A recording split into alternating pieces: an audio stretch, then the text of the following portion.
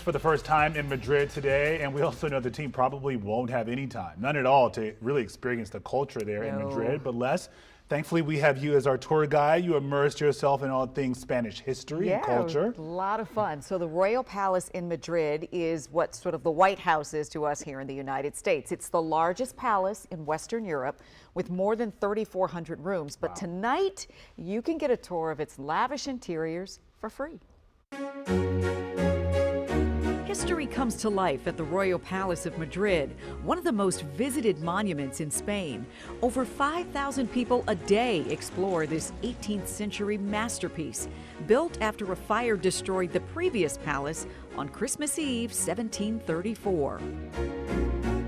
The new Royal Palace was built between 1738 and 1760 by three Italian architects, Giovanni, Sacchetti, and Sabatini. The Royal Palace holds an amazing art collection. Journalist and tour guide Juan Sarta led us into the throne room, the most symbolic hall of the Spanish monarchy. It was built in the 18th century by an Italian architect called Sacchetti, and then it was decorated later in the 18th century by Tiepolo, who did the frescoes in the ceiling that is an exaltation of the Spanish monarchy. The palace is still in use today for ceremonies such as Spain's National Day on October 12th, royal birthdays, and visits from foreign leaders. The throne for the king and the queen, as you can see, is guarded by these gilded bronze lions. Then you have those tapestries around, red velvet, those Venetian mirrors. Everything, of course, reminds us that for sure is a long history. The royal dining room is where presidents and other important guests are seated during official state dinners, placing them at the heart of centuries of royal ceremony. The palace isn't just about the throne. Step into the antechamber of Charles III, designed for the king's inner circle. Here, access was strictly controlled based on your role in the government or court. The Royal Palace was very well organized. There were several chambers, and there was like at the top was like the most private chamber, and only, let's say, the closest people to the king. Among its treasures is the Atlas clock, considered the most expensive clock in the world. Is there a price tag on it?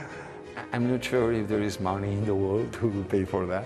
It has this super sophisticated mechanism that in the 18th century was high technology. Is all made with gold. The palace also houses a remarkable collection of Chinese porcelain, a testament to centuries of trade and luxury of the Habsburg and Bourbon courts. So each of these vases tells a story. Each of these vases might tell you a story. From its throne rooms to private chambers, priceless clocks, and art treasures, the Royal Palace offers a rare glimpse into Spain's monarchy, making it a must-see stop for any visitor to Madrid. Yeah, it's quite the place. Yeah. I mean, it is very palacey. And everything's like lined with gold. Everything is gold lined trim. with gold. It My is incredible. goodness. And we're, of course, grateful to Juan Sarta, who took us through, and the team at the Royal Palace, which sort of let us in an hour before everybody else gets in, because it would be really hard to get the best views of the palace with so many people there. But this is the place. If you want to see the living monuments to power, to wealth, and culture of Madrid, this is the place to do it. Clearly, it's also a great time to do it now because it's kind of off-peak. It's much more comfortable to move around the palace grounds. It's beautiful. So visiting during weekdays or in the mornings or the late evenings are usually pretty good. And you can get your tickets 90 days in advance, which I know is not something that you would ever do. That requires some intense planning. Do you have tickets today? Right now, right.